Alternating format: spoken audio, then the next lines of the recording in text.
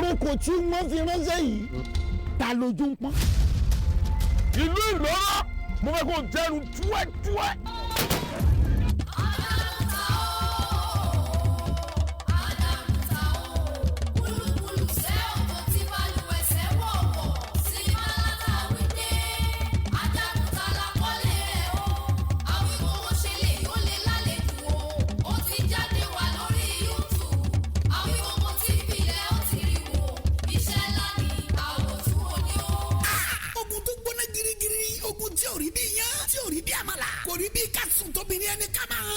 Sinimá lata wíde ajagun tala kọ́lé ogun gbẹ̀bọ̀n bàtàjà kun òde kalẹ̀ bó ṣe rúkú wọlé náà rúkú jáde sí ọwọ́ ẹ̀bọ̀ra burúkú ni o ọjọ́ ìjà wọn ránṣẹ́ pasabari ọjọ́ ogun de wọn ránṣẹ́ pológun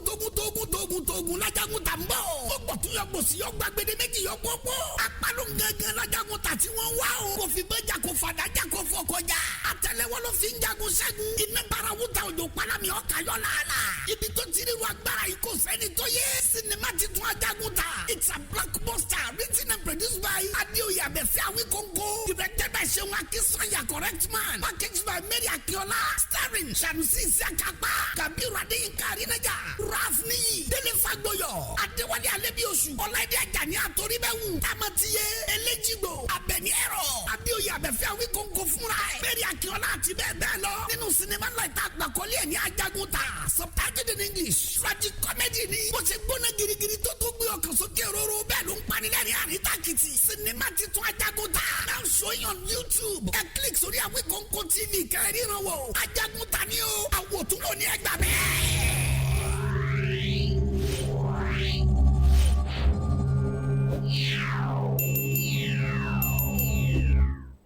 ẹ já mọ́ kíra wa kú dédé àkókò yìí bíkíbi tí ojúmọ́ ti mọ́ wa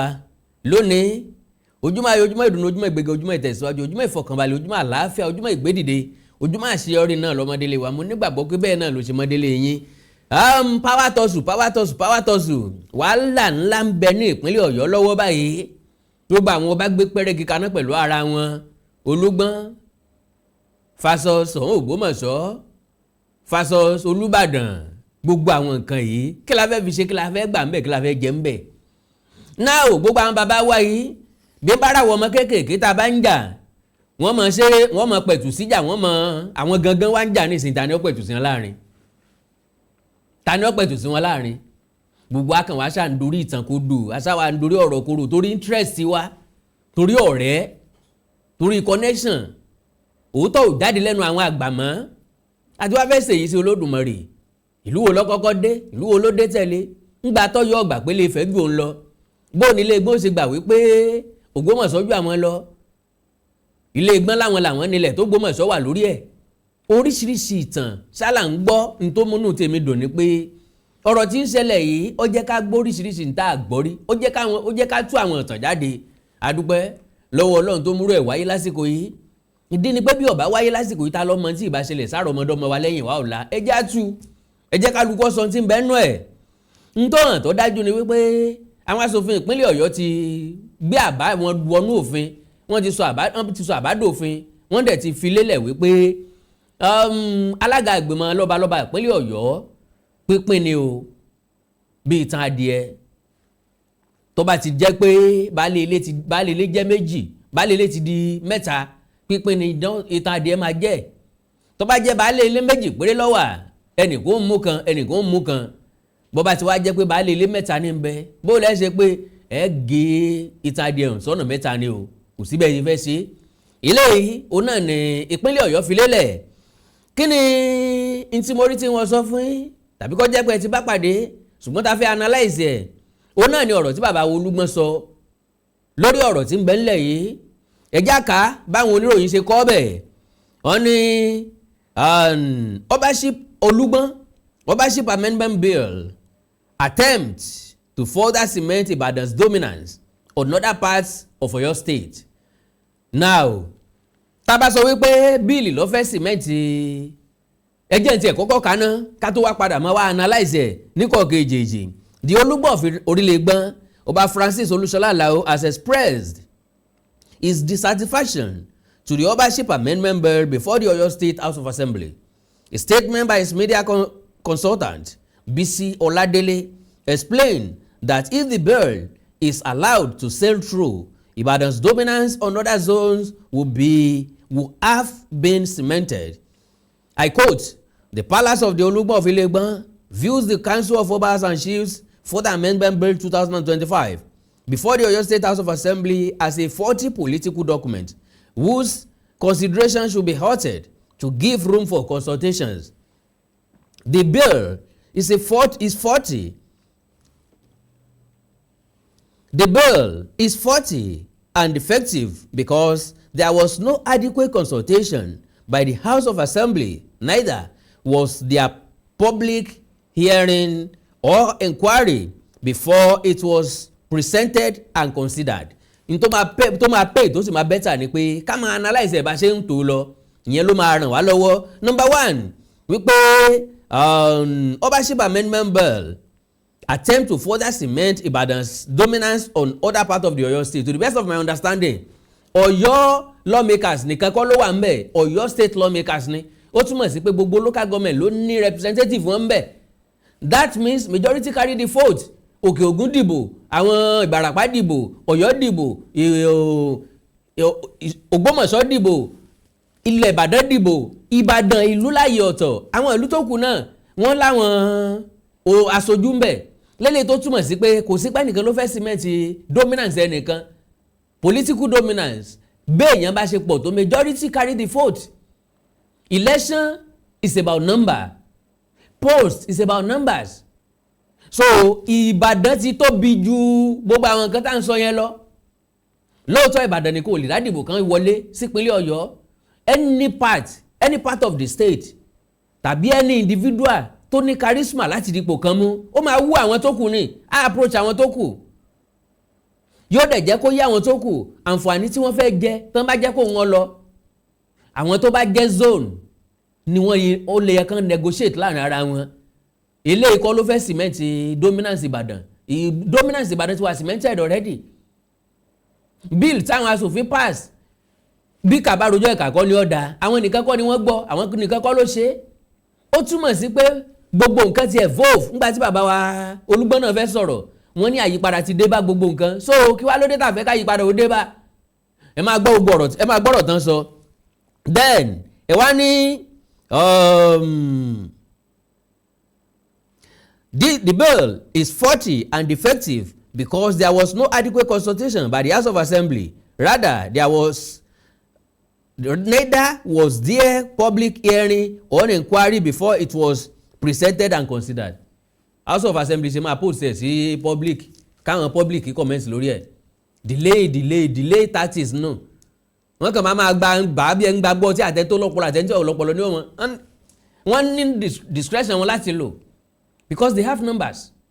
Irú numbers wọ́n wá jẹ́ yẹn la máa wá bèsè lé lórí. Èèyàn mélòó ló dìbò? Èèyàn mélòó ló dìbò in favour? Èèyàn mélòó ló dìbò against?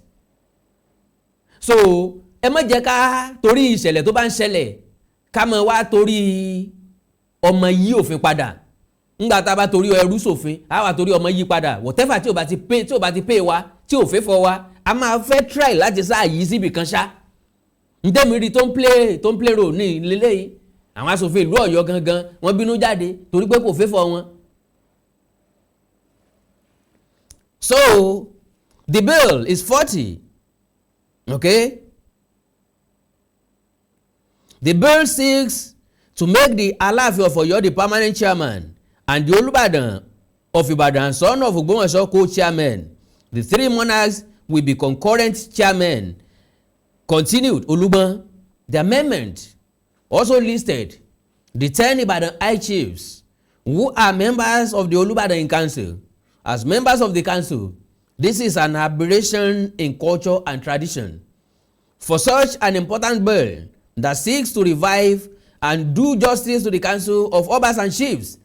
the key stakeholders are the national rulers who should have been adequately consulted before it was packaged. Besides, there should be a public hearing on the proposal. Èmi ò accept pé ó yẹ kí public hearing ó wà. Níbi kan tí mo ti fọ́ọ̀tì bíìlì yẹn, òun náà ni pé 10 Ìbàdàn high chiefs, kò yẹ kí 10 Ìbàdàn high chiefs ó wà nínú bíìlì o. Kò yẹ kí wọ́n wà nínú bill of traditional ruler, traditional council. because wọn kì í sọba bóyá àwọn tí wọ́n dẹ̀ sọdọba ní Ìbàdàn remain Ìbàdàn nìkan la máa sọ òlé lórí àwọn ọba tó bá kù lábẹ́ Ìbàdàn kí wọ́n wà lábẹ́ Ìbàdàn nìkan ṣe máa mú àwọn ọba mẹ́wàá after Olubadan kí wọ́n tún wà ní council of obas okay ó dà ní pé council of obas and chiefs ni now I get that kò sí nǹkan tó bá dì níbẹ̀ tó bá jẹ́ yẹn tó bá jẹ́ ìgbìmọ̀ àwọn ọba nìkan ló tọ́ sí but council of obas and chiefs ó ní bíìlì yẹn wà lé lórí so mi rò pé Ìbàdàn sì jáyù pa bẹ́ẹ̀ yẹn. Considered Olugbon, the amendments also listed Ibadan 10 Ibadan high chiefs who are members of the Olubadan council as members of the council. This is an aberration in culture and tradition for such an important bill that seeks to revive and do justice to the council of obas and chiefs. Council of obas and chiefs. The key stakeholders are the traditional rulers who should have been adequately consulted before it was packaged. Besides, there should be a public hearing on the proposal. The actions of the bill so far clearly ignore the relevance of traditional rulers in Oyo State. It is openly based on political patronage. While so wà political patronage, ó wà ìyẹn náà wà ń bẹ̀. Ìdí ni wípé ẹni olóṣèlú tí wọ́n fẹ́ amend the bill tí wọ́n fẹ́ ṣe nǹkan lórúkọ àwọn èèyàn lórúkọ ìlú wọ́n wo ibi tí wọ́n ti ń rí ìbò tó pọ̀ o wọn ò ní fẹ́ ṣẹ̀ wọ́n o gbàtẹ́ wá ní kí wọ́n fi Aláàfin Ọ̀yọ́ nìkan ṣe alága àgbìmọ̀ lọ́balọ́ba ìpínlẹ̀ Ọ̀yọ́ mélòó ìlú Ọ̀yọ́ mélòó láyọ̀ nú Ìbàdàn ìlú Ọ̀yọ́ mélòó wo didi Ọ̀yọ́ bó ṣe tó mélòó ẹ̀ láyọ̀ nú Ìbàdàn so ẹ wá ní kán mọ́ consider Ìbàdàn kán mọ́ consider Ògbómọ̀ṣọ́ wọ́n mọ iye ìbò tán rí lọ́gbómọ̀ṣọ́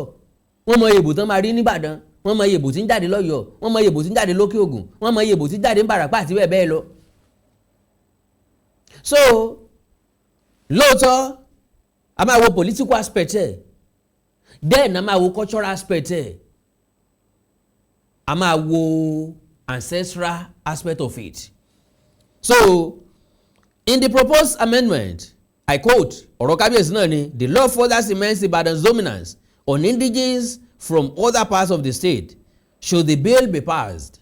indigenes of the Oyo, Ogbomoso, Òkè Ògùn and Ìbàràpá zone will again become second-class indigenes in their own state, just as Ibadan indigenes have been dominating other parts of the state politically. Àwọn tó kú náà lè jáde o, kò sẹ́ni tó mẹ́ni kankan lọ́wọ́ dání o. The city has produced the governors since 1999 with the exception of the late Adébáyọ̀ Àlàó Àkàlà. While there is need, because lórí ọ̀rọ̀ gbé Ìbàdàn nìkan ní jẹ gómìnà yẹn àwọn Òkè Ògùn wọ́n wà náà tí ń kó bára wọn fúnra wọn. Òkè Ògùn ò lè ṣiṣẹ́ pọ̀ pẹ̀lú Ògbómọ̀ṣọ́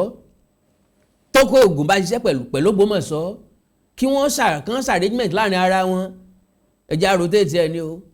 bẹ́yìn bá ti ṣe báyìí káwọn pé ìgbà míì tábà tó bá kó sí ìbọ̀dọ̀ wa ní ọ̀bọ̀ sí ṣùgbọ́n àwọn tó wà alive ni wọn ò ṣiṣẹ́lẹ̀ fáwọn tí ń bọ̀ lẹ́yìn majority àwọn bàbá wa àwọn ìyá wa wọn ò kí ń ṣiṣẹ́ nǹkan fẹ́ jẹ nǹkan táwọn ọmọ wọn bá dé bá ni wọ́n ń ṣe because àwọn nìkan ni wọ́n jẹ òwe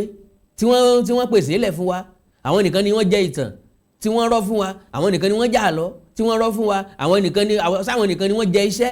tó jẹ́ sí àkọsẹ́ wọn tá a bá lọ́wọ́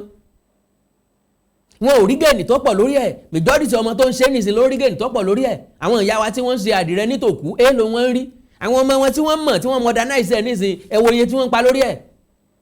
àwọn bàbá wa tí wọ́n ń gbẹ́ ère èèlò ni wọ́n ń rí àwọn ọmọ wọn tí wọ́n ń gbẹ́ ère nìsín tí wọ́n modernize ẹ̀ mọ iye tí wọ́n ń pa lórí ẹ̀ àwọn ìyá wa tí wọ́n ń sọṣẹ dúdú láyé ìgbà náà èèlò ni wọ́n ń rí àwọn ọmọ wọn tí wọ́n modernize ẹ̀ tán package ẹ̀ tán fi inú pálí ẹ̀ mọ iye tán make lórí ẹ̀ nìsín ṣùgbọ́n kanjú àti lára ni ó jẹ́ káwọn ìlú tó kù kí wọ́n develop because nǹkan fẹ́ jẹ lójú ẹsẹ̀ ni wọ́n wá put it into negotiation kò pọn dandan káwọn tó jó lóṣèlú nìsín kí wọ́n rí jẹ àwọn ọmọ tí ń bọ̀ lẹ́yìn ẹ máa build the grassroots ẹ máa build àwọn tó ń bọ̀ existence tí Ìbàdàn fi lágbára ju gbogbo yín lọ nìyẹn because Ìbàdàn ní grassroots olóṣèlú Ìbàdàn in their numbers wọ́n ti lórúkọ wọ́n ti nítumọ̀ ẹ jẹ́ kókè Ògùn kó fàyàn kalẹ̀ kọ́mọ tẹríba fẹ́ nìkan kí Ògbómọ̀ṣọ́ fàyàn kalẹ̀ kí Ọ̀yọ́ fàyàn kalẹ̀ kí Ìbàdàn fàyàn kalẹ̀ kọ́ wá jẹ́ pé kálukú ló dìbò fẹ́ èèyàn tiẹ̀ bóyá Ìbàdàn tó ní wọlé bóyá Ìbàdàn tó ní wọlé kò sí ìlú tó lè dá kíní ọ̀hún ṣe but ẹ̀yin zone tó kù ẹ̀yin lè máa lọ jókòó Ìbàdàn kọ́ ló máa kọ́ ẹbẹ̀ ṣe fẹ́ ṣe àwa tá a lè ṣàlàyé fún rẹ̀ bàbá dẹ̀ ṣàlàyé fún ẹ̀tanú ìgbéraga ìlara mọ̀jẹ̀kọ́ ojú kòkòrò àti kọ́kọ́mọlàkejì ọmọ gòkè kò ní jẹ́ kẹ́ ẹ lè rí ṣe Òkè Ògùn complain Ìbàràpá complain Ògbómọ̀ṣọ́ complain Ọ̀yọ́ complain it will never be on the platter of gold kò sẹ́ni tí mọ́yè wá báyàn náà o kò sẹ́ni tí wá mú gómìnà wá báyàn lè rárá o ó jà fún ni o you fight for it tó bá já sí ọ lọ́wọ́ déédéé bí ó bá tún já sí ọ lọ́wọ́ déédéé but put everything to negotiation I will never do politics in my life take it or you leave it n lè kó aráàlú jẹ because n bá fẹ́ ṣe politics n bá gbàgbọ́ tí n ní ṣe poster o ẹ ṣe poster fún mi ni o ẹ ṣe poster fún mi fúnra yín ni n lè kó ra mọ́tò ká brandi mọ́tò ẹ ra mọ́tò ẹ brandi ẹ fún mi ni o a sì jọ mọ káàkiri ẹ mọ̀ rí pọ́nù mọ́tò a mọ̀ káàkiri so owó tí bá ń wọlé orí ìlú ní mọ̀ ń ná lé lórí with that mo tún ṣe wà ní ìsìnkú tó lọ́ta because àwọn kan ìrètí wọn ni pé ká máa pàpà pín èmi ò lè pàpà pín with that mi lè ṣèjọba torí ẹ̀ ní dìbò fún mi ń dẹ̀ lówó ń lè ṣiṣẹ́ owó ara mi as in kí n fẹ́ fún fò kí n pariwo kí n ṣe wàhálà kí n wá rí ẹ̀sùn tẹ́rẹ́tẹ́rẹ́ jọ kí n wá máa kó fún bàbá àṣàlẹ̀ kan wá sọ pé kíní kan youth leader kíní kan women leader God forbid bad thing. So wọ́n ní while there is need for the council to be revived and strengthened, it should not be skewed in favour of a particular zone to further dominate other zones, not a particular zone. Shifting between among Soun, Aláàfin and Olubadan ni. So ó kárí bẹ́ẹ̀ yẹn. Zones, it should reflect fairness, justice, equity, and possess the capacity to promote peace among traditional rulers in the state. Ẹ lè promote peace láàrin ara yín bẹ́ẹ̀ yẹn náà o. Pé wọ́n increase it because to the best of my understanding ilé gbọ́n ṣe lè gbọ́n láwọn ìlú mi lábẹ́ àwọn ìlú mi tó bá wà lábẹ́ náà kí kábíyèsí Olúgbọ́n káwọn náà promote wọn káwọn náà promote wọn fún governor. Àwọn ìlú ìṣẹ̀mbáyé ni wọ́n o ẹ jẹ́ kán wà among àwọn ọba tí bá ń bẹ́ẹ̀ náà wọ́n já látẹ̀lé tẹ̀yìn náà pé ọpẹ́lọpẹ́ bàbá Olúgbọ́n ńlọ jẹ́ kí wọ́n recognize ìlú tiwa náà bí ẹ ṣe ń promote nǹkan nìyá lára ní gbáraga adìẹ tó fẹ́ wọlé tí ń bẹ̀rẹ̀ yìí kò gá tẹnu ọ̀nà ṣùgbọ́n kálukú gbọ́dọ̀ bùgá obìnrin bá fẹ́ gbéraga wọ́n wọṣọ tó ní sódà páàdì báwa náà bá gbéraga ní ìsìn ń kò sí Damaski ti gbéraga tẹ́lẹ̀ apá abápá tèmi gan ọba tiẹ̀ wú gan Damaski ti wú fún rẹ̀ so kò jù bẹ́ẹ̀ lọ alára ní gbáraga ẹ̀wá ní bàbá ní the Olugbon urged the lawmakers and other stakeholders to suspend work on the bill and consult widely to avoid passing a bill that will breed crisis among monarchies in Oyo State. That doesn't breed any crisis to the best of my understanding in no way. Kò breed the crisis kankan àfẹn tó bá fẹ́ fà jẹ̀gbọ̀n fúnra lára ẹ̀ ló kò dẹ̀ sí jẹ̀gbọ̀n kankan bẹ́ẹ̀ kò sẹ́ni tí ọlọ́bọ̀ bá mi nínú ilé ń gbé torí pé wọ́n fi ọ́ jẹ nǹkan kan àjọjà. So now bàbá wo Olúgbọ́n wọ́n wá sọ̀rọ̀ sí Ògbómọ̀ṣọ́ bàbá wa sọ Ògbómọ̀ṣọ́ náà wá fèsì sáà ní ìdí gbogbo àwọn nǹkan yìí ẹ jẹ́ sáré yà ṣẹ́jú méjì nínú ìṣẹ́jú yín tí n bá padà dé kí n mú ọ̀rọ̀ tí bàbá wa sọ Ògbómọ̀ṣọ́ tí wọ́n sọ ẹ rí i pé nǹkan ti yánpọnyánrin ti bẹ̀rẹ̀ nípínlẹ̀ Ọ̀yọ́. God bless you fún mi ìṣẹ́jú méjì. Yorùbá máa sọ pé tó bá rú ni lójú ilẹ̀ lábí léèrè ṣùgbọ́n bó bá rú ọmọ Ọlọ́run lójú ó ní ẹni tá a bí bára ẹni ọ̀bá yá á lọ ilé ìwòsàn kó tó di pé wọ́n bẹ̀rẹ̀ ìtọ́jú fún yàn wọ́n ṣàyẹ̀wò fún yàn kí ni ń ṣe èèyàn gangan ńbo ní ń dùn yàn gangan ńbo ní nǹkan ọ̀hún gbà wọlé kí lọ́nà iná ìgbà náà tó máa mọ téèyàn ó lò sí àtọ̀nà àbáyọ. Mo fẹ́ sọ̀rọ̀ díẹ̀ irú àwọn ogun wo ègún wo ni ó ń yọ àwọn èèyàn lẹ́nu ta lè sọ pé ogun yìí ó ń dà àwọn èèyàn láàmú púpọ̀ ègún yìí ó ń dà àwọn èèyàn láàmú púpọ̀. ẹ jẹ́ ká gbàdúrà bàbá wa tí ń bẹ lọ́run adúpẹ́ nítorí pé ẹ dára púpọ̀ sí wa adúpẹ́ fún àǹfààní tí ẹ fún wa tí a fi wà nínú ayé yìí a dẹ̀ dúpẹ́ fún ààbò àti ìpamọ́ adẹ̀dùpẹ́ nítorí pé ẹ jẹ́ solution sí gbogbo ogun tí ń ja gbogbo ènìyàn ó ti jà wá náà rí abọ́ ni àwọn kan ń jà wọ́n àwọn náà bọ́ torí ẹ̀ láti wálé ní mo gbàdúrà gbogbo ọkàn tí ó gbé ètò ìkẹ́ sí wọn létí kẹ́ẹ̀dẹ̀ fara wọn lórúkọ Jésù Olúwa bẹ́ẹ̀ ni yóò rí ògo ni forúkọ yín torí pé àbúrò lórúkọ Jésù Olúwa wa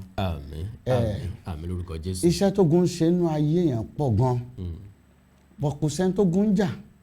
láì jẹ́ pọ́ bá lógo agbára tí ń tẹ̀lé ògo lẹ́yìn ẹ̀mí tí ń tẹ̀lé ògo lẹ́yìn àánú tí ń tẹ̀lé ògo lẹ́yìn òun ni ogun bá jà ẹ̀mí agbára àti àánú tí ń tẹ̀lé ògo lẹ́yìn nígbà tí a bá ń sọ nípa ògo à ń sọ nípa ẹni tí a dá Ọlọ́run dá dáadáa bó ṣe sọ níwèé mímọ́ ṣùgbọ́n gbò dénú ayé àtúndá ẹni tá a tún dá ògùn ọmọ bàjá torí pé àwọn atúnidá wà nú ayé àwọn afinipamọ́ wà nú ayé àwọn afìyàjẹni wà nú ayé àwọn afinisójú kan wà nú ayé ṣùgbọ́n agbára tí ogun ń lò nú ayé yẹn afiniráre wà nú ayé asonimọ́lẹ̀ wà nú ayé àníjẹ́ ọlọ and then nígbà tí a bá ń sọ nípa ogun à ń sọ nípa ẹnìkan tó ní ìlàkọjá ìlàkọjá rẹ̀ yẹn ó ti wá ń fa ìfàsẹ́yìn ó ti ń fa ìrújú nú ayé ìgbà ẹni yóò tún mọ̀ pé kíní ìmọ̀ ti dogun torí pé ìlàkọjá ni mo ń lè dèèyàn sínú ogun jíjàdẹ̀ rí tá a bá jà tá a borí ẹ̀ á dìbì à ń lọ ṣùgbọ́n ogun kò dùn kò dàbí iyán kò dàbí àmàlà kò dàbí ẹ̀kọ́ kò dàbí oúnjẹ tó dùn nǹkan tí mo níyàn lára lógun ṣùgbọ́n àṣírí kan wà tí Ọlọ́run ní fún ogun àṣírí tó ní fún ogun ni pé ó lè dá ogun yanjú ó lè dá ogun borí ṣùgbọ́n àwa ènìyàn a kì í sábà mọ̀ bá a ṣe bógun jà ìgbà míì àwọn èèyàn wọn ìgbọ́ràn kí ni Olúwa wí bẹ́ẹ̀ ṣe sọ́nsìn tí dókítà tẹ bá lọ rí ẹ bá ní ara mi ń gbóná òtútù mú mi nítorí nǹkan wú sọ ni pé tó yẹ pé hospital tó dáa wọn á ní ẹ lọ ṣàyẹ̀wò rẹ̀ àyẹ̀wò ni ká sọ̀nà fún yàn. wọ́n ṣàyẹ̀wò oríṣiríṣi. tọ́ba àwọn wà sọ pé eléyìí ní sọmọ yìí ibà ni wọ́n lè ní infection ni wọ́n lè ní kíní kan wọ́n á sá wá nǹkan tó ń sọ wọ́n á wá wo oògùn tó ń lò sí straight ṣùgbọ́n bàtà bá ń sọ nípa ogun tàbí ìjì tí ń jáàyàn àwọn èèyàn kì í sábà ṣe àyẹ̀wò ẹ̀ tí wọ́n bá wá ṣàyẹ̀wò ẹ̀ tán bá ní àìsàn tí ń ṣe ọ̀rẹ́ o n tó fi lọ síwájú tí kinní yóò fi bọ́ bóyá òkè òkè ni kí n ṣe ọ̀yá mo fẹ́ rògùn ni o ẹ lògùn báyìí ni o ẹ gba abẹ́rẹ́ báyìí ni o ẹ gbòmí báyìí ni àwọn èèyàn kì í sábà tọ̀nà. ǹtẹ̀ bá wa sọ fẹ́ lómi pé abẹ́rẹ́ ni yóò gbà yóò wọ́n sọ pé abẹ́rẹ́ ló kàn oògùn dà ẹ jẹ́ ń lo oògùn. bẹ́ẹ̀ ni ìgbà kan wà tí ẹnìkan níṣòro láwọn ọdún díẹ̀ sẹ́yìn ó pè mí láti Amẹ́ríkà ìgbà tó pè mí ọmọ ẹ̀ ló ní problem tọmọ ẹ̀ dẹ̀ ní ni pé ọmọ yẹn ó kàwé tán ló ní skọ́skọ́ ìgbà tí kìnìún wa ń ṣe ìgbà tó wá pè mí tí mo sọ̀nà fún olóhùn sẹ́kù Nàìjíríà ni ó lóun ọmọ padà mú ní ọmọ padà wá mi ò ní láti rí yín because atẹ́gùn fẹ́ káàkiri gbogbo ayé kò sí bí awọ́ Ọlọ́run ò tó kò sí bí tí ò dé bá sọ fún ọ pé a lọ sí ìlú wọn ìlú bàbẹ́ ló bá ní ọ wá rẹ́rìn-ín ó ní bó ló ṣe yé orí bẹ́ẹ̀ ó lóun fúnra Èkó náà bò ń sí òun ò dé lu àwọn rí bàbá ló mọ̀ lù bàbá ń dẹ̀ ti kú ọmọ tó wá ń yọ lẹ́nu yìí ọmọ tó ní òun náà délu yẹn rí ìlú ìbúra bí wọn sí Èkó náà bí òun sí bó ló ṣe bára mu mo ní ẹ jẹ́ ká ṣe bó ṣe á ṣe ó lè bó ṣe rí á dẹ̀ ṣe ara ọmọ yẹn dẹ̀ yá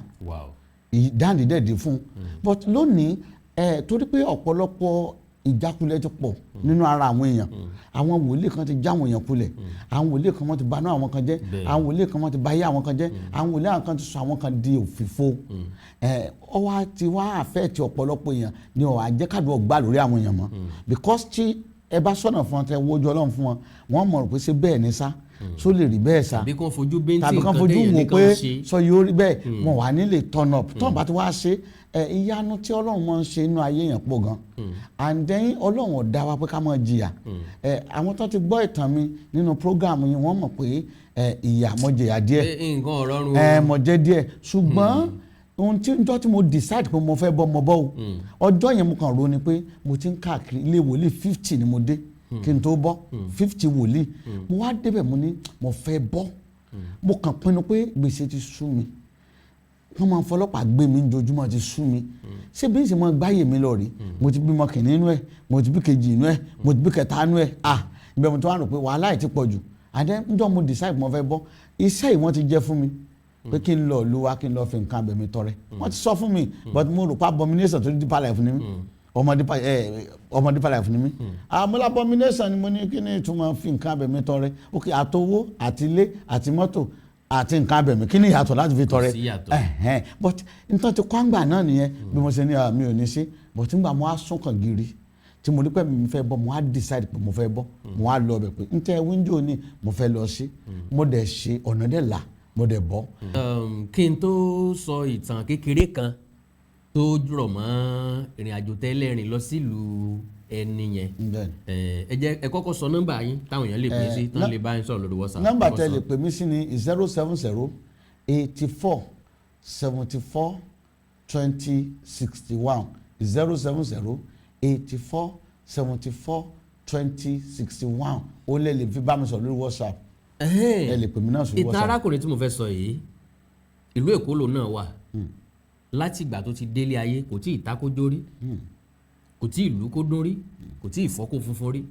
kò tí ì sákọ́gbẹ́ rí láti ibìkan débìkan kó tó di kó wá bá wòlíì tiẹ̀ pàdé torí pé gẹ́gẹ́ mo sọ kálukú wa ló ní wòlíì tiẹ̀ ǹjọ́ tó bá wòlíì rẹ̀ pàdé wọ́n ní ta ló kọ́kọ́ wẹ̀ ńgbà tó délé ayé oníbò ló ń ṣe fẹ́ mọ̀ wọ́n ló ní láti lọ sílùú wọn kó lọ béèrè ẹni tó wẹ̀ kó dẹ̀ kankan tán fi wẹ̀ ńjọ́ tó kọ́kọ́ dáyé òní kó lọ gbà wá ó kọ́kọ́ wò bí ẹni pé kó dìbò lu wòlíì yẹn pé ṣé lè lọ́pọ̀lọ́ báyìí òun tó ń ti lé lọ́mọ 40 ọdún kó ń ṣẹ̀ṣẹ̀ wá lọ síbi kan tí kò nǹkan yẹn bá wà láyé ibo ni yóò wà níbo ló fẹ́ wà ta ló fẹ́ tọ́jú kankan 40 ọdún wòlíì yẹn lòun ò rí ju bẹ́ẹ̀ lọ ń tá a fi hàn pé kò ṣe nìyẹn arákùnrin yìí ó wá láti agbègbè Kogi wọ́n ń pè bẹ̀yẹn ní Yàgbà East Yàgbà East local government agbègbè bẹ̀yẹn ló ti wá ó ti ṣagídí lọ́pọ̀ ọgbà wà wò wá jẹ́ kó òun ṣe nǹkan tí wòlíì sọ nígbà tó padà délé ó béèrè ìyá àwẹ̀ mọ́ wọ́n júwe fún un wọ́n wá ní ìyá àwẹ̀ mọ́ ti kú tipẹ́ wọ́n wá ní ó kú tipẹ́ o kò kú tipẹ́ o tí nǹkan bá ń ṣèyàn gbà mí ìyá ọmọ gbàdúrà bí sàré wọ́n wá ní kán bò ń fọ́ sàré ìyá àwẹ̀ mọ́ àwọn èèyàn sọ àwọn ọmọ ìyá àwẹ̀ mọ́ ní rárá àwọn ò lè gbà ńgbà tí ìlú dá sí táwọn ọlọ́pàá dá sí tó o bá fọ́ ó tó ṣe padà o ó rẹ̀ padà o ó ní kò sí wàhálà kan sábò ń fọ́ tèmi tí tòótọ́ ti parí lẹ́tà wọ́n fọ́ sàré ǹjẹ́ lẹ́jẹ́ mọ̀ wípé ike kan wà tí wọ́n sin mọ́ ìyá àwẹ̀ mọ́ tó máa ń kó kànìkàn àwọn ọmọ tó bá ti wẹ̀ gbogbo ọmọ tán bí lábúlé yẹn ó ní máa ń wẹ̀ mọ́ inú ike yẹn náà kó gbogbo kànìkàn yẹn sí wọ́n gbé kànìkàn jáde ó sì tutù kò gbẹ rárá bó ló ti fẹ́ dá kànìkàn tiẹ̀ mú láti gbé gbogbo kànìkàn padà sọ́dọ̀ wòlíì wọ́n wá ṣàdúrà sí lélẹ̀ tó túmọ̀ sí pé ó nìkan kọ́ ló máa bọ́ kúrò nínú ogun òun àti gbogbo àwọn tó kù náà ló máa bọ́ kúrò nínú ogun kò sí nǹkan táyé ẹ̀dá nílò bí kì í ṣe pé ká gbọ́ràn sí àṣẹ Ọlọ́run àti ìtọ́ni Ọlọ́run tí dókítà bá sọ wípé oògùn tó lò ní tára rẹ̀ ó fi yá mo nígbàgbọ́ wípé gbogbo ala ti nígbàgbọ́ nínú oògùn yẹn pé ọ̀nà àbáyọ sí ìṣòro ayé wa lélẹ́yìí well bàbá lẹ́ẹ̀kan sí ẹ bá ń sọ ẹ̀rọ ìbánisọ̀rọ̀ yín. nọ́mbà tẹ́ lè pè mí sí tún rè 070 84 74 20 61 070 84 74 20 61 orí WhatsApp ní ẹjẹ́ àdìbára wa sọ̀rọ̀ ẹ lè pè mí sórí ẹ lè send message mi mo lè gbàdúrà pé gbogbo yín pátá lẹ́ bọ̀ gbogbo bí wọ́n bá fèrè yín pamọ́ sàn fẹ́ tọ́ yín pamọ́ sí ọ̀nà ọ̀wà jáde àánú dẹ̀ sọ̀rọ̀ lórí ayé àlàáfíà. bàbá wa sọ Ògbómọ̀ṣọ́ sọ̀rọ̀ ìdí ni wípé bá ti rọ́mọ ọba àti rọ́ba gbogbo àwọn mọ́gàjí Ògbómọ̀ṣọ́ àwọn ìdílé ọlọ́mọ ọba ni wọ́n fún bàbá Olúgbọ́n ọba Francis Olúṣọlá lésì èsì wo wá ni wọ́n fún wọn n ò fẹ́ kétò yìí ó gùn jù kó lè bá rọrùn láti wò wọ́n padà wá láti mú ìṣẹ̀lẹ̀ tògbómọ̀ṣọ́ ọ̀rọ̀ tògbómọ̀ṣọ́ tán fi fèsì fún bàbá Olúgbọ́n kí ni bàbá Olúgbọ́n sọ kó tó di pé Ògbómọ̀ṣọ́ fèsì ẹ máa gbọ́ wìnrìnwìnrìn lẹ́nu mi wìnrìnwìnrìn lẹ́nu abẹ́fẹ́ lẹ́nu àkàndá àwíkòǹkò. Then having said that ẹ jẹ́ kí n sọ fún gbogbo ẹ̀yin olólùfẹ́ mi tàyájọ́ ọjọ́ ìbí mi tí ń bọ̀ lọ́nà n ó ṣe àyájọ́ 50 ọdún kọ́lọ̀ wọn jẹ́ kí ẹ̀mí mi ó rí ọjọ́ náà kó tún rí jù bẹ́ẹ̀ lọ pẹ̀lú àṣẹ Èdùmàrè mo á ní kí n sọ fún ẹ̀yin kọ̀ọ̀kan tẹ́ ẹ fẹ́ràn mi èmi mọ̀ pé n ò lólùfẹ́ wọ́n lẹ́nu mi mú bí abẹni mi wọ́n lẹ́nu mi le kankankan àìsí ìbínú bọ́lọ́run bá ṣe dá ni kálukú wá gba kádàrá náà ni bá sáà ti ṣe bára wa náà láṣẹ kò ṣeé rà kò ṣeé fowó rà lọ́jà o bọ́lọ́run bá ṣe dá ni náà láṣẹ gbà bòjì láòrì bí sáré fóòrùn àwa àti wá máa sọ kò wà nkàrà kò jẹsẹ̀ mọ́ aṣọ yìí náà ló máa jẹ́ ntàfi wọlé síbi ayẹyẹ àti access card máa bá wa ọ̀pá 4 fáwọn ọkùnrin àti fìlà 10,000 naira látà ọ̀pá 6 fáwọn obìnrin àti gèlè 18,000 naira náà látà káfọwọ́ wẹwọ́ lọ́wọ́ fi mọ́ akíkanjú kan ò lè dógun sẹ́ bí ọ̀bá sálátìlẹ́yìn fún ijó àjùmọ̀jó nígbà yìí o wíwọ́ lẹ́sẹ̀ ijó ànìkànṣó jó wọ́lẹ̀ o kíkọ́ ni ijó ànìkànjó kọ́ ni lẹ́sẹ̀ o ẹgbárùkù tì mí fún ayẹyẹ 50 ọdún lókè pẹ̀ ó tó ọpẹ́ lọ́dọ̀ Ọlọ́run so bẹ́ẹ̀ bá fẹ́ ra sọ ẹ bá mi sọ̀rọ̀ lórí WhatsApp ibi tẹ́ bá ti fẹ́ gbà ẹ jẹ́ kí n mọ̀ bí yóò ṣe dé páàkì ibi tí wọ́n ti mú wá wọ́n mọ̀ ṣùgbọ́n ẹ̀yin lẹ́san owó tẹ́ fi gbà á lọ́dọ̀ yín ìfẹ́ náà ní kẹ́ ẹ fi bá mi ṣe ìfẹ́ ní kẹ́ ẹ fi bá mi ṣe àìdí àìmọ̀ ẹni tí wù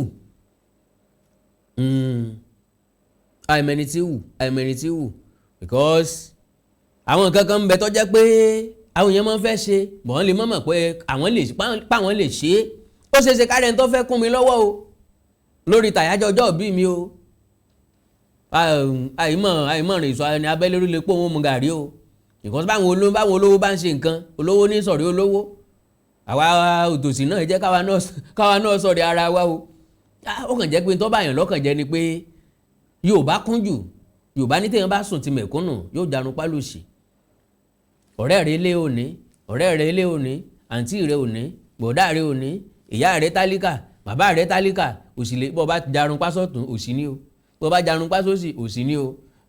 bọ́ bá jólówó ní ìṣe nǹkan nìsín àwọn tí ó dára ìṣèjọ́ wọ́n ti dájọ́ àwọn tí ó dá màálù jọ wọ́n ti dájọ́ àwọn tí ó gba tẹ́ǹtì wọ́n ti dájọ́ àwọn tí ó gbé léré ẹlòmíràn sọ pé mo fẹ́ ṣe nǹkan ẹnìkan ló gba Sàní Adé fún mi yá mo rántí jọ wúyẹ wọ́n fẹ́ ṣe wúyẹ ọba kan ẹnìkan single-handedly ló gba King Sàní Adé fún wọn pé Sàní Adé mo fẹ́ kó kọrin ok mo ti sanwó ẹ̀ mo rẹ̀ tó fẹ́ ṣe birthday ẹnìkan ló sanwó Yínká Ayéfẹ́lẹ́ but àwa nísìn ọlọ́run ṣàánú àwa náà dúpẹ́ ẹ̀mí so tó bá jáwọn olówó ni báàgì ráìsì ó ti máa sọ kalẹ̀ wọ́n ti máa já màálù tílẹ̀ pì gbogbo nǹkan tó ń fi ń ṣe ìnáwó yóò ti máa balẹ̀ ọlọ́run ra àwa náà lọ́wọ́ possibly àlèrè tó náà ní tó fẹ́ fún wa o àkọ́ o +234 904 851 9362 ẹ bá mi sọ̀rọ̀ lórí WhatsApp +234 904 851 9362. bákan náà ẹ má gbàgbé àwọn fíìmù mi tó wà níta eléyìí tí ń bẹ ń ta lọ́wọ́ náà ni Àbẹ̀ní Èṣù ó ti wà lórí YouTube lórí Awikonko TV. bákan náà fíìmù mi Ajagunta tá a ti ń fọn riri tá a ti ń polówó ẹ̀ náà ń bọ̀ lọ́nà dẹ̀dẹ̀dẹ̀ ẹ máa múra lẹ́ẹ̀dẹ́ ìrànlọ́wọ́ lẹ́ẹ̀ṣẹ̀ fún mi o ó dùn kò dùn ẹ sábẹ́ mi wò ó nítọ́kàn mi jù bá ń lọ ó dùn o kò dùn o ẹ sábà ń wò ó ẹ fi encourage mi kí n tún lè bá a ṣe mí tí ó dáa jù bẹ́ẹ̀ lọ. bákan náà ẹ má gbàgbé Facebook page mi ní kẹ́ ẹ bá ń gbìyànjú láti darapọ̀ mọ́ Awikonko TV official ẹ dákun torí Ọlọ́run ẹ bá ń like ẹ bá ń follow ẹ present Facebook page mi ó wà intact o but at least kémi náà lè bá jèrè iṣẹ́ mi ẹ bá mi ẹ support mi lórí Awikonko TV official àná Olódùmarè ò ní fi sílẹ̀ ẹ subscribe sí YouTube channel mi Awikonko TV ẹ wá ní nǹkan pàtàkì tẹ́ fẹ́ kájọ sọ bákan náà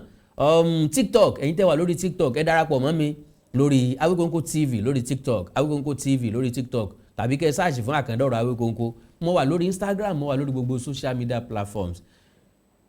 bẹ́ẹ̀ bá fẹ́ ká sọ̀rọ̀ lórí WhatsApp lórí ti birthday mi ẹ fẹ́ raṣọ àbẹ́ fẹ́ fún mi ní nǹkan birthday August 24th ló máa wáyé lágbára Ọlọ́run kọ́lọ́run dá gbogbo wa sí jùgbà náà lọ wọn ò ní ṣe oríire yín lẹ́yìn yín ẹ wá support mi lágbára Ọlọ́run àwọn èèyàn sọ pé mi ò léèyàn mi náà ríra mi gẹ́gẹ́ bí ẹni tí ò léèyàn ṣùgbọ́n mo lọ́lọ́run nínú Ọlọ́run tí mo wá níhùn náà ní Ọlọ́run ti kó sí èèyàn kọ̀ọ̀kan nínú tí wọ́n support mi +234 904 851 9362 èdè àti àṣà ilẹ̀ káàrọ̀ òjìrì òní wọmi orílẹ̀-èdè káàárọ̀ òjìrè ò ní dàrú ìlú ẹnìkọ̀ọ̀kan wa yóò tòrò mẹ́nimẹ́ni bí o máa fòwúrọ̀ pọ̀n àjùwàṣe o. ẹwà arúgbó tí wọ́n fi ránṣẹ́ yìí ta lójú ń pọ́n. ìlú ìlọ́rọ̀ mo fẹ́ kó jẹ́nu túwẹ́túwẹ́.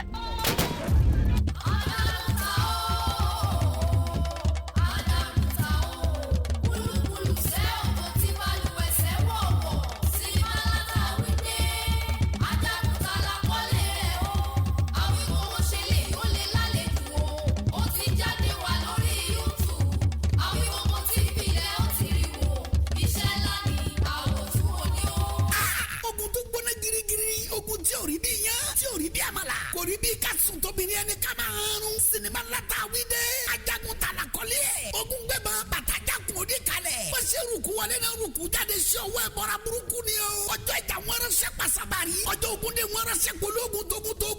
tógun lajagun ta ń bọ̀ ó gbọ̀tún yọ gbòsì yọ gbàgbede méjì yọ gbogbo apalo gangan lajagun ta tí wọ́n wá o kò fi bẹ́jà kò fàdájà kò fọkọjà àtẹ́lẹwọ́ ló fi ń jagun ṣẹ́gun iná bara wuta òjò palami ọkà yọ làálà ibi tó ti rí wa gbára yìí kò sẹ́ni tó yẹ sinimá ti kún ajagun ta it's a blockbuster written and produced by Adéoyè Abẹ́fẹ́ Awíkóńkó directed by Seun Akínsànyà correct man packaged by Mary Akíọ́lá starring Sanusi Isiakapa Kabiru Adéyínká Arínájà Ralph Níyì Délé Fágbóyọ̀ Adéwálé Alẹ́bíoṣù Ọláìdé Àjàní Àtòríbẹ̀wù Tamatiye Eléjìgbò Abẹ́ni Ẹ̀rọ Adéoyè Abẹ́fẹ́ Awíkóńkó fúnra ẹ̀ Mary Akíọ́lá àti bẹ́ẹ̀ bẹ́ẹ̀ lọ nínú sinimá náà ìta àgbàkọ́lé ẹ̀ ní ajagun ta subtitled in English tragic comedy ni bó ṣe gbóná girigiri tó gbé ọkàn sókè róró bẹ́ẹ̀ ló ń panilẹ́rìn àríntàkìtì sinimá titun ajagun ta now showing on YouTube ẹ click sórí Awíkóńkó TV kẹrìíran wò ajagun ta ni o àwòtún wò ní ẹgbàá bẹ́ẹ̀.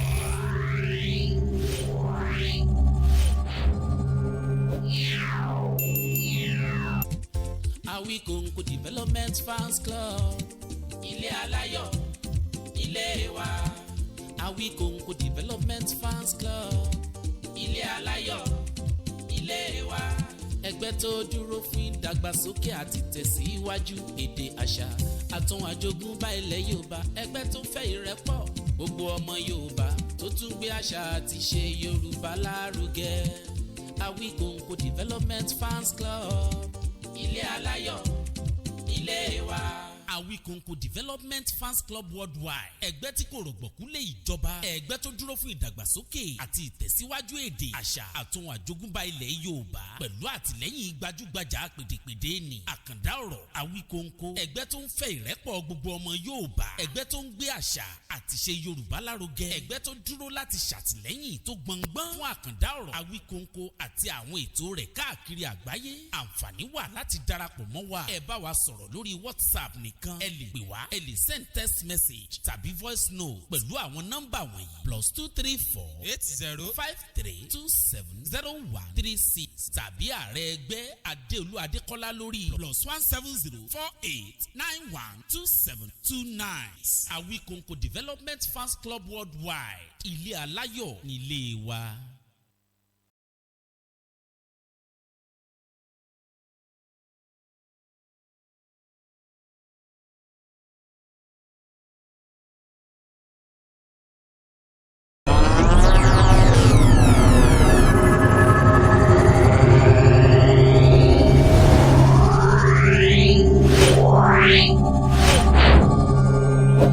Wow.